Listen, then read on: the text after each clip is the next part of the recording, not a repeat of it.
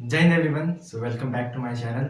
चलिए अब lesson number 4 को देखते हैं। इसमें शुरुआत करेंगे हम कुछ क्वेश्चन से, प्रैक्टिस क्वेश्चन से, जो होने वाले हैं ओम के नियम पर। और उसके बाद हम लोग आगे शुरुआत तो करेंगे सिर्फ एक ही क्वेश्चन से, और उसके बाद हम लोग आगे बढ़ेंगे पर किसी भी परिपथ में किस तरह से प्रतिरोधकों का, कई सारे प्रतिरोधकों का संयोजन हो सकता है।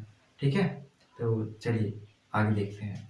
हमारा जो पहला क्वेश्चन है इसी क्रम में, वो है यदि किसी परिपथ से होकर प्रति सेकंड मतलब 1 सेकंड में 5 कूलाम आवेश बहती है, तो हमें आवेश क्यू दिया हुआ है कितना, 5 कूलाम, टाइम दिया हुआ है कितना, 1 सेकंड, प्रति सेकंड मतलब 1 सेकंड, तथा परिपथ से एक 25 वोल्ट की बैटरी लगी हुई है। तो बताइए वोल्टेज कितना दिया गया है बैटरी का, 25 वोल्ट। ये विभवांतर हो गया। तो परिपथ में लगे चालक तार का प्रतिरोध ज्ञात कीजिए। मैंने बताया था प्रतिरोध को R से दर्शाते हैं, जिसकी खोज करी थी सर जॉर्ज साइमन ओम ने। ठीक है, लगाते हैं फॉर्मूला। अभी हमें अगर R निकालना है और V दिया हुआ है, आपको याद होगा एक फॉर्मूला ओम का नियम, V बराबर I गुणा R। R निकालना है, V दिया हुआ है, लेकिन I भी तो नहीं दिया हुआ है, तो I कैसे निकालेंगे? इन दोनों की सहायता से आप I निकाल सकते हैं। I क्या होता है, Q मतलब आवेश को समय से भाग दे देंगे तो हमें मिल जाएगा I। देखिए कूलाम भी दिया हुआ है ऐसा ही मात्रक में, सेकंड भी दिया हुआ है ऐसा ही मात्रक में, मतलब I भी जो आएगा वो आएगा एम्पियर में। बाकी यहाँ रखिए 5 और नीचे 1, तो I का वैल्यू आ गया 5 एम्पियर। हमें I पता है। अब ओम का नियम लगाने पे V बराबर आई आर, V के जगह पे क्या रख देंगे 25 बराबर I के जगह पे कितना रखेंगे 5 एम्पियर गुणा R। यहाँ से R कैसे निकालेंगे आगे सॉल्व करके देखते हैं। एक बार रीराइट करते हैं, फिर से लिखते हैं इसको। 25 बराबर 5R, यहाँ पे कुछ नहीं तो गुणा है, और गुणा वाला नीचे आ जाएगा भाग में, ऐसे लिख सकते हैं। R बचेगा उधर और ये वाला 5 नीचे आ जाएगा, और इसको कटाने से 5 बार में कटेगा, मतलब R बराबर 5 ओम आएगा। So this is our answer.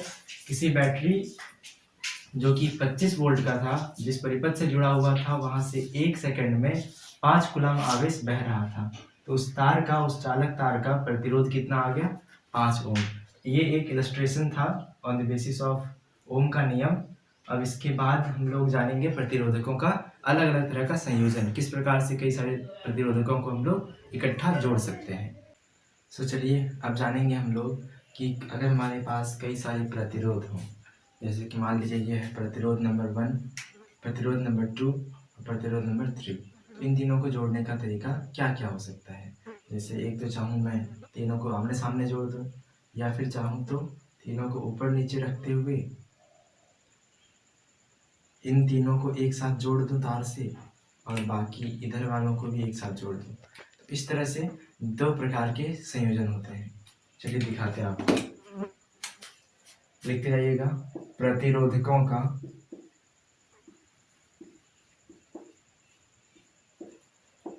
संयोजन, और कितने तरह के बताया मैंने, 2 तरह के। एक है श्रेणी क्रम और दूसरा है समांतर क्रम, या फिर पार्श्व क्रम संयोजन। तो प्रतिरोधकों को कितने तरह से जोड़ सकते हैं हम लोग, 2 तरीके से, एक श्रेणी क्रम में और दूसरा समांतर क्रम, या फिर उसका एक और नाम है पार्श्व क्रम। दोनों में क्या होता है, मान लीजिए हमारे पास 3 प्रतिरोध हैं और जोड़ना है श्रेणी क्रम में, तो तीनों प्रतिरोधों को बनाना पड़ेगा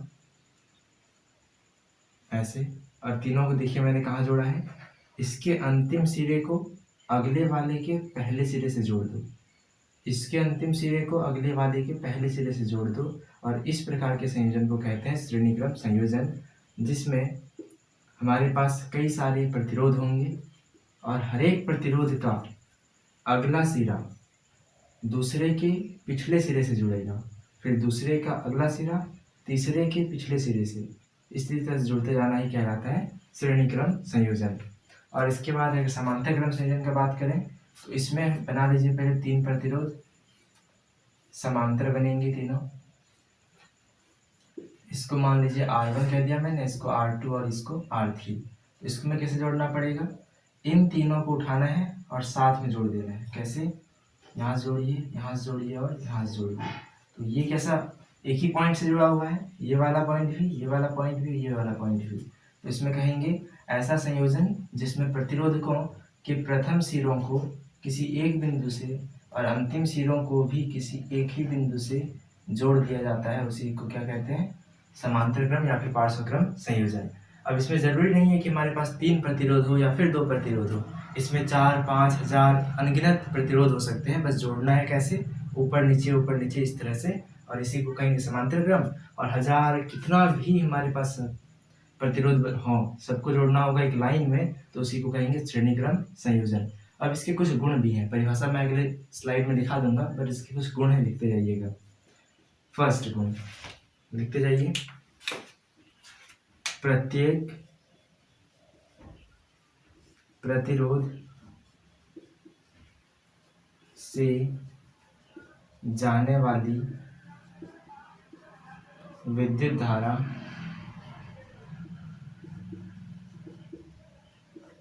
नियत होती है।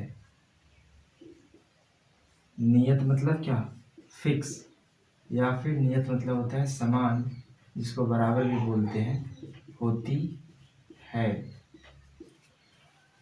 अगला पॉइंट इसी में श्रेणी क्रम का बात हो रहा है। श्रेणी क्रम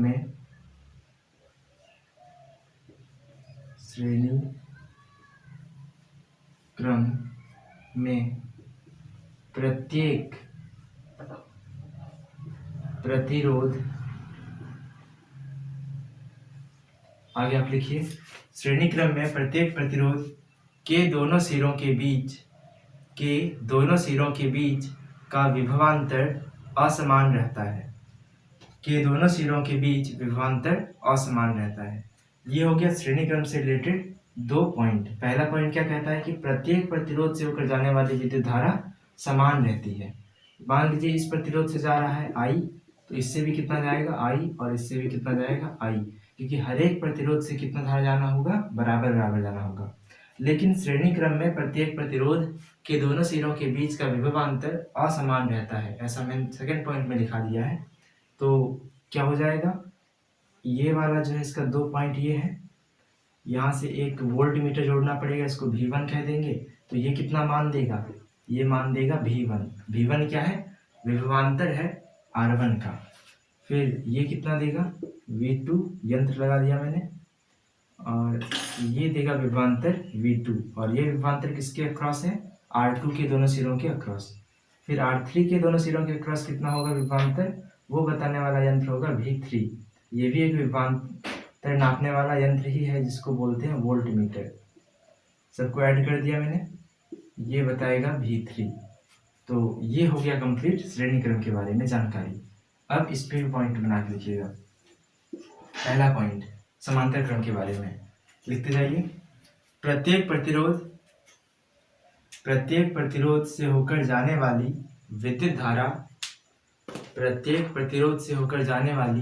विद्युत धारा की मात्रा असमान रहती है।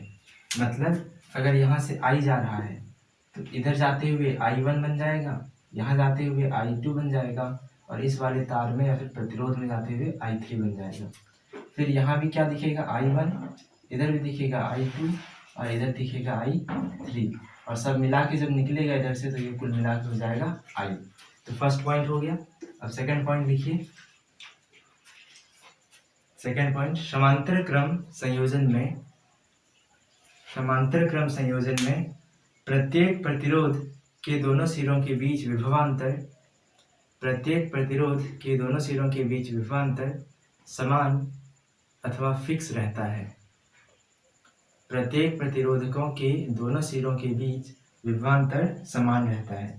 मतलब यहाँ अगर यंत्र लगा देंगे वोल्ट मीटर, जो कि क्या नापता है, वोल्टेज या फिर विभवांतर नापता है, तो ये क्या बोलेगा, R1 के अक्रॉस भी V ही होगा, R2 के अक्रॉस भी V होगा, R3 के अक्रॉस भी V होगा। तो इस केस में विभवांतर क्या रहता है, समान रहता है। इस केस में विभवांतर असमान रहता है। उस केस में विद्युत धारा असमान है और इसमें विद्युत धारा समान है। तो ये अंतर हो गए श्रेणी क्रम और समांतर क्रम संयोजन का। अब इसके बाद मैं नेक्स्ट स्लाइड में सबका परिभाषा के साथ साथ ये जो पॉइंट मैंने कोट करा है इसको भी लिखवा दूंगा। So let's see. चलिए अब जानते हैं हम लोग श्रेणी क्रम संयोजन के बारे में। तो श्रेणी क्रम संयोजन को इंग्लिश में बोलते हैं सीरीज कॉम्बिनेशन।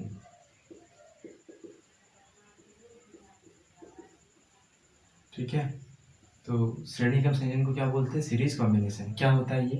प्रत्येक प्रतिरोधकों का ऐसा संयोजन, मतलब कई सारे प्रतिरोधक को इस तरह से जोड़ना पड़ेगा। संयोजन मतलब जोड़ना, जिसमें प्रत्येक प्रतिरोध के अंतिम सिरे को अगले प्रतिरोध के पहले सिरे के साथ, मतलब इसका अंतिम सिरा ये वाला हो गया और अगला प्रतिरोध ये है और इसका जो पहला सिरा है, ठीक है, प्रत्येक प्रतिरोध का अंतिम सिरा अगले के पहले सिरे के साथ जुड़ा हुआ हो, इसी प्रकार के संयोजन को कहते हैं हम लोग श्रेणी क्रम संयोजन कहलाता है। प्रतिरोधकों का ऐसा संयोजन जिसमें प्रत्येक प्रतिरोध के अंतिम सिरे को अगले प्रतिरोध के पहले सिरे से जोड़ा जाता है, श्रेणी क्रम संयोजन कहलाता है। अब इसके कुछ विशेषताएं भी हैं कि श्रेणी क्रम संयोजन में प्रत्येक प्रतिरोधक से जाने वाली विद्युत धारा की मात्रा समान, नियत या फिर जिसको फिक्स बोलते हैं रहती है। मतलब अगर I जा रहा है तो हर एक प्रतिरोध से कितना जाएगा? I। यहाँ पे देखिए I जा रहा था R1 से, R2 से कितनी जा रही है? I जा रही है, R3 से भी I और R3 के बाद भी कितनी जाएगी? I। तो ये किसकी विशेषता है? श्रेणी क्रम संयोजन की। तो इस संयोजन में क्या होता है? प्रतिरोधक से जाने वाली विद्युत धारा की मात्रा समान रहती है, लेकिन श्रेणी क्रम संयोजन में हर एक प्रतिरोध के दोनों सिरों के बीच जो विभवांतर होता है वो असमान रहता है। मतलब ये पहला प्रतिरोध, इसके दो सिरे दिए गए हैं, ये दोनों, इसके बीच विभवांतर क्या हो जाएगा? V1, जो हमें कौन बताएगा कि V1 है?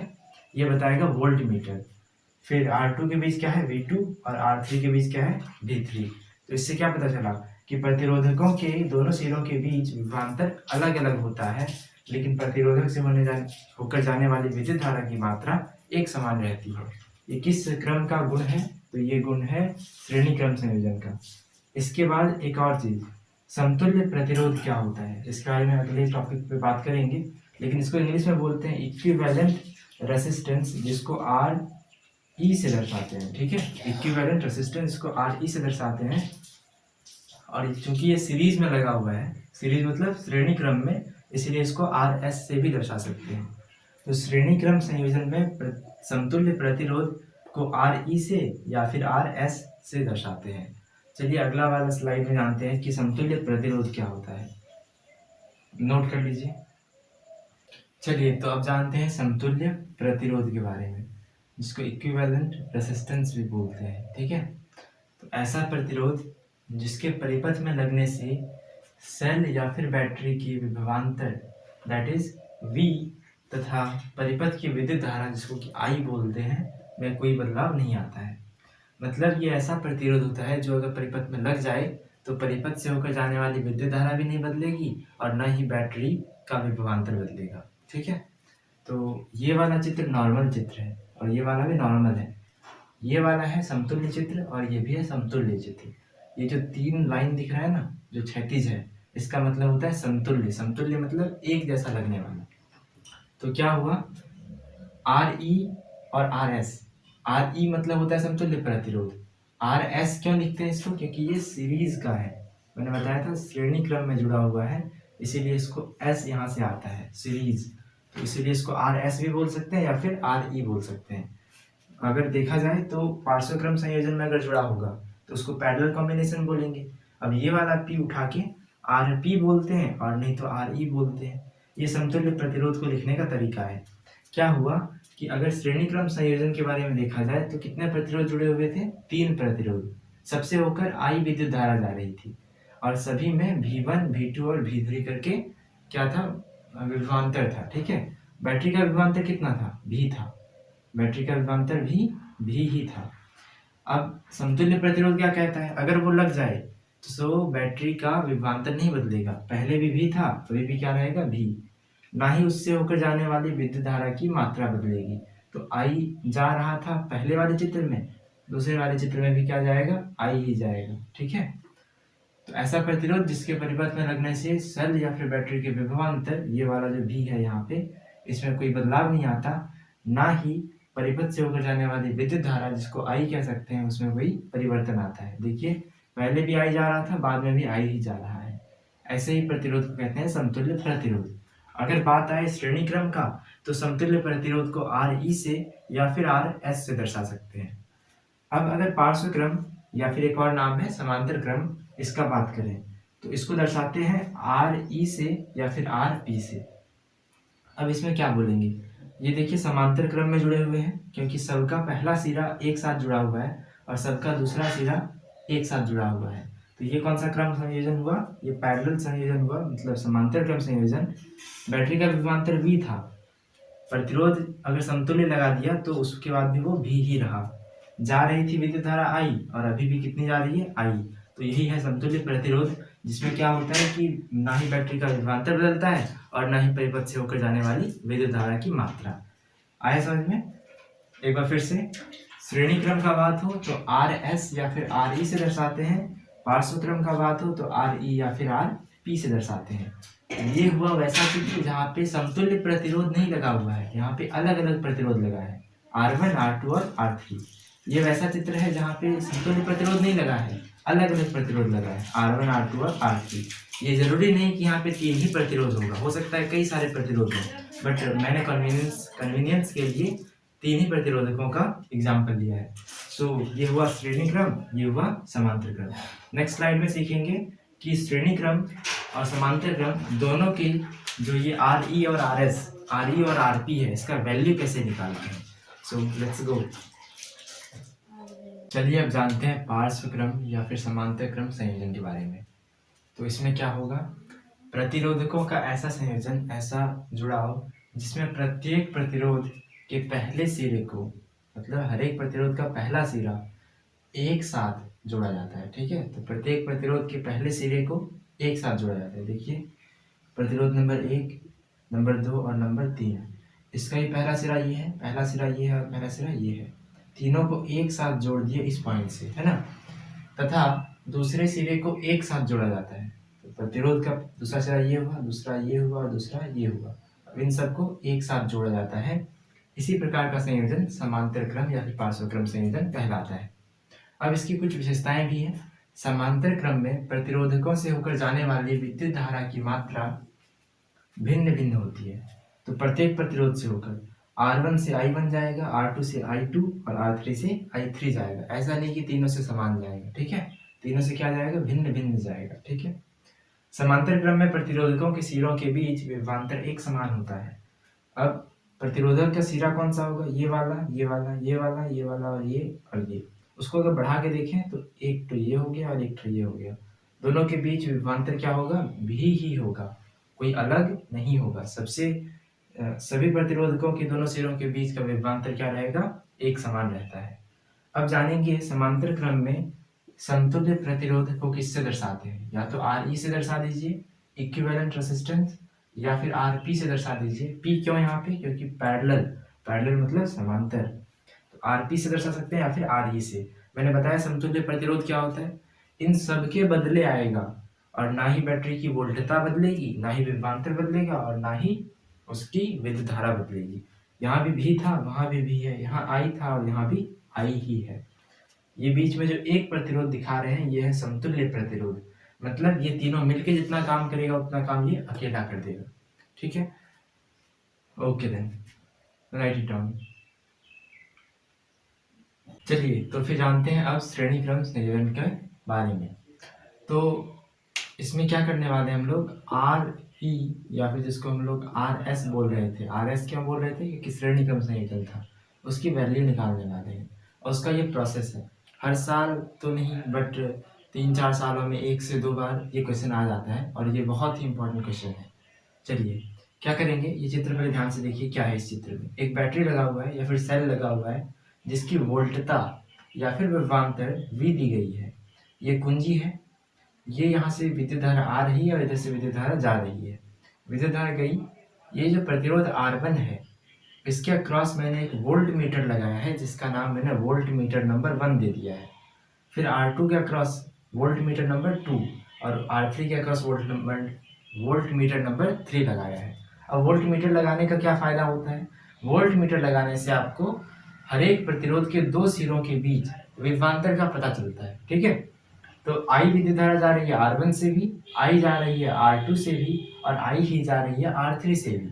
ये रूल कहाँ पढ़ा था हम लोगों ने? श्रेणी क्रम के विशेषता नंबर 1 में, कि हर एक प्रतिरोध से होकर जाने वाली विद्युत धारा समान रहने वाली है। और ये क्या है? वोल्टता बताने वाला वोल्ट मीटर। ठीक है, यहाँ पे लगाया मैंने एमीटर। एमीटर क्या करता है? विद्युत धारा की मात्रा परिकलित करता है। यही वो एमीटर है जो बताएगा कि आपके तार से होकर कितनी विद्युत धारा जा रही है, 0.5 एम्पियर, 15 एम्पियर, 20 एम्पियर या फिर कितना। इस परिपथ को हम लोगों ने सामान्य परिपथ नाम दिया है। ठीक है, अब जानते हैं हम लोग कि इसमें लिखा क्या है। तो माना अब जो हम लोग लिखे हैं उसको बताना पड़ेगा एग्जामिनर को, जो आपका कॉपी चेक करेगा।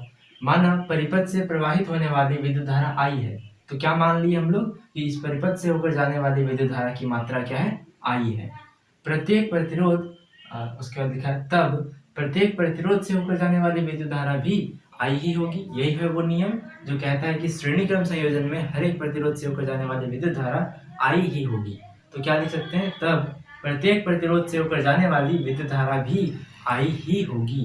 राइट, अब देखिए, अब क्या माना बैटरी की वोल्टता या फिर विभवांतर V है। इस बैटरी का विभवांतर क्या माने हैं? V।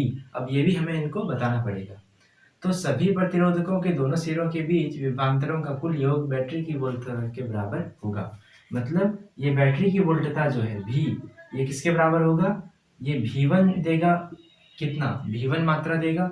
V2 कितना देगा? V2 देगा। और वोल्ट मीटर नंबर 3 कितना देगा? V3 दे देगा। तो इन तीनों विभवांतरों के योग के बराबर होगा किसकी वोल्टता या फिर किसका विभवांतर? बैटरी का विभवांतर। और समझ आ गया? ये पूरा था भाषा में लिखना या फिर लैंग्वेज में लिखना, जिसके लिए आपको नंबर मिलता है। इस पूरे को लिखने के बाद आप लोग कॉपी में उतार लीजिए। V बराबर V1 plus V2 plus V3। यहाँ तक उतारने के बाद इस वाले चित्र को उतारिएगा, उसके नीचे लिख दीजिएगा सामान्य परिपथ। अब उसके नीचे, इस चित्र के नीचे लिखना है आपको क्या? कि पूरे परिपथ पर, इस पूरे परिपथ पर ओम का नियम लगा दीजिए। ठीक है, तो उसके बाद क्या होगा? ओम का नियम क्या कहता है? ओम का नियम कहता है जो भी आपका विभवांतर है वो करंट मतलब विद्युत धारा गुणा रेसिस्टेंस, रेसिस्टेंस मतलब प्रतिरोध के बराबर होता है। तो हर एक के लिए देखते जाइए। अगर हम प्रतिरोध नंबर 1 पर लगाएंगे तो उसके अक्रॉस विभवांतर कितना है? V1 होगा। V तो नहीं होगा, V1 होगा। तो V1 बराबर धारा कितनी है? I। परिपथ से मतलब ये जो प्रतिरोध है इसकी प्रतिरोधकता कितनी है? R1 है। यहाँ पे तो R फॉर्मूला में है, लेकिन असलियत में देखा जाती है R1 है। समझ आया? इसके अक्रॉस V1 जा रही है विद्युत धारा I और इसकी खुद की मात्रा R1, तो बन जाएगा V1 बराबर I R1। उसी तरह से R2 पे लगाएंगे तो V2 बराबर I R2। R3 पे लगाएंगे तो V3 बराबर I R3। कहाँ से आया? यही ओम का फॉर्मूला, जो क्या कहता है कि जो विभवांतर होगा वो करंट को मल्टीप्लाई करना पड़ेगा, किससे? प्रतिरोध से मल्टीप्लाई करना पड़ेगा।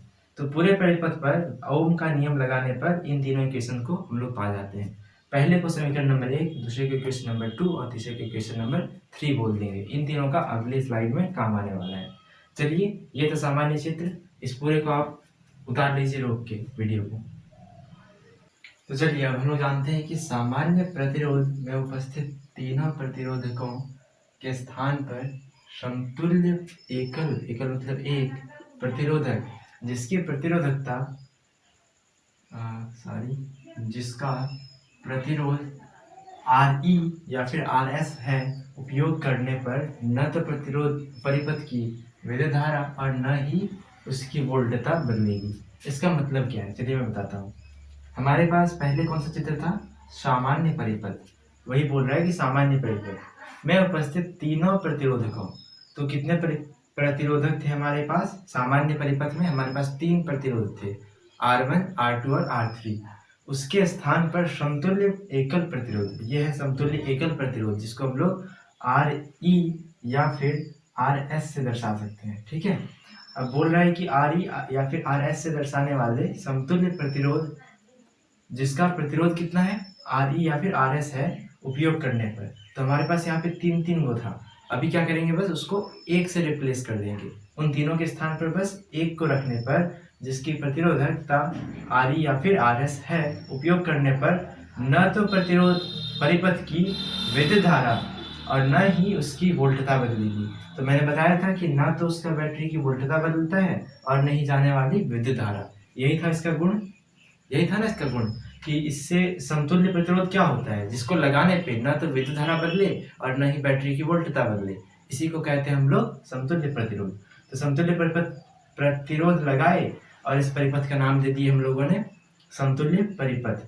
अब आई जा रहा था पहले भी, अभी भी जाएगा आई, वोल्टता V थी, अभी भी वोल्टता V ही होगी। ये था गुण किसका, समतुल्य प्रतिरोध का। तो तीनों के स्थान पर एक समतुल्य प्रतिरोध लगा दो, ना ही उसकी विद्युत धारा बदलेगी और ना ही बैटरी की वोल्टता बदलेगी। अब यहाँ से क्या कर सकते हैं, हमें पता है कि वोल्टता कितनी है V, तो विभवांतर क्या लिखेंगे V, और विद्युत धारा को I है तो I ही लिखेंगे, और कितनी है ये प्रतिरोध, तो प्रतिरोध हो गया Re या फिर Rs लिख सकते हैं। तो ओम का नियम लगाने पर यही मिलेगा हमें कि V बराबर IRE या फिर IRS। इसको इक्वेशन नंबर 4 मान लेते हैं। तो अभी तक हमें इक्वेशन 1, 2, 3 एंड 4 मिल चुका है। इन चारों इक्वेशंस को ध्यान से देख लीजिए, इसको अगले वाले स्लाइड में यूज करने वाले हैं। So let's go. तो इन 5 इक्वेशंस को मैंने इक्वेशन नंबर 1, 2, 3 एंड 4 अभी बताया, और पहले बताया था इक्वेशन नंबर 5 के बारे में। वहाँ पे इक्वेशन 5 लिख दीजिएगा उसको, या फिर आप नंबरिंग चेंज कर सकते हैं, बट नहीं कीजिए, अच्छा रहेगा। बाकी सुनिए अब आगे क्या लिखना है। तो समीकरण 5 में, इस वाले समीकरण में क्या करना है, समीकरण 1 से किसका मान रख देंगे, V1 का, समीकरण 2 से V2 का, समीकरण 3 से V3 का, और समीकरण 4 से V का, सबका मान रखने पर क्या कह सकते हैं कि V के जगह पे IRS, V1 के जगह पे IR1, V2 के जगह पे IR2 और V3 के जगह पे IR3, इन सबको इक्वेशन नंबर 5 में रख दिए, तो ये वाला इक्वेशन हमें मिल गया। अब यहाँ कुछ नहीं तो क्या है, I गुना RS बराबर, इन तीनों में I है तो I को बाहर ले सकते हैं, कॉमन निकाल सकते हैं, तो क्या बचेगा, R1 plus R2 plus R3, जो कि ब्रैकेट के अंदर बचेगा। यहाँ भी गुना है, यहाँ भी गुना है, तो ये वाला चीज क्या होगा, कट जाएगा, कैंसिल हो जाएगा, और हमें मिल जाएगा RS, जो कि है समतुल्य प्रतिरोध बराबर R1 plus R2 plus R3। तो ये हो गया रिजल्ट कि समतुल्य प्रतिरोध कैसे निकालते हैं। अब आगे एक डिक्टेट कर रहा हूँ, उसको आप लिखते जाइए, साथ में लिखिए। अतः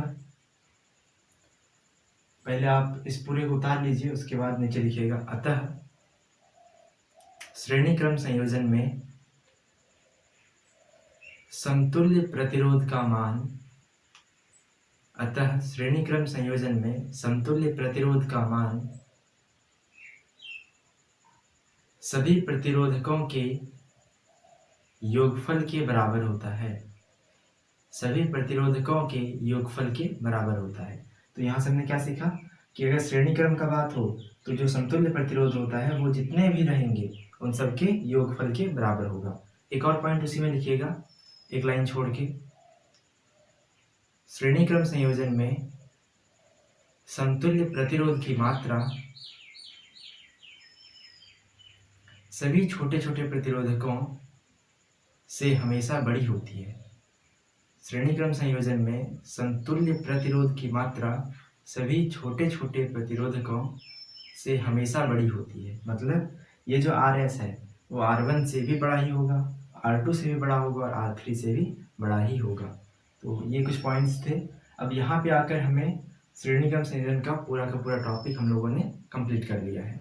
अब इसके बाद अगला टॉपिक जो हम लोग का होने वाला है वो होगा समांतर क्रम संयोजन। अब उसमें किस तरह से निकाल सकते हैं समतुल्य प्रतिरोध, ठीक है।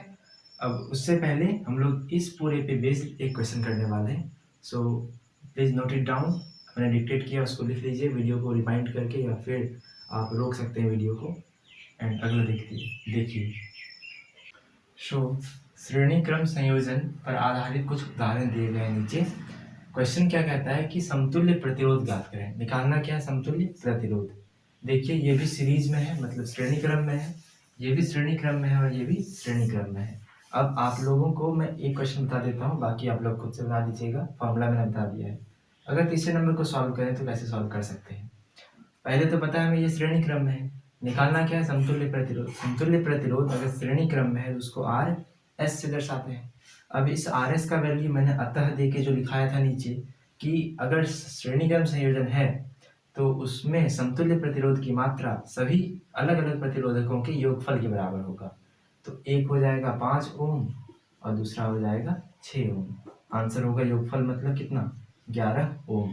तो योग करने पर या फिर जोड़ने पर आंसर आ गया समतुल्य प्रतिरोध की मात्रा 11 ओम।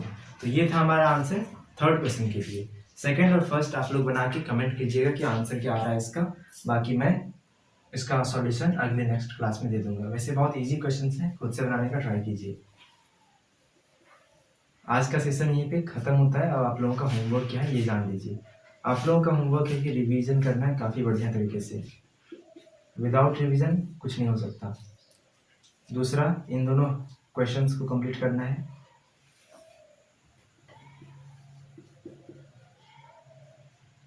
Question 1 and 2। अब अगर इतना हो जाए तो एनसीईआरटी रीड करते रहना है, 2-4 पेज पढ़ लेने हैं एक्स्ट्रा। फिर जो प्रीवियस क्लासेस मैंने ली हैं, प्रीवियस क्लास मतलब पिछले क्लासेस, उनको रिवीजन करना है। कहाँ से? ज़रूरी नहीं है कि आप लोग वीडियो देख के रिवीजन करें, बट हाँ नोट्स से रिवीजन कीजिए और कहीं अटके तो वीडियो देख के रिवीजन कर सकते हैं। तो पहला रिवीजन आज की क्लास का, फिर क्वेश्चन बनाना है 1 और 2 का, एनसीईआरटी रीड करनी है और प्रीवियस क्लासेस को देख सकते हैं या फिर आप लोग अपने नोट्स से बना सकते हैं।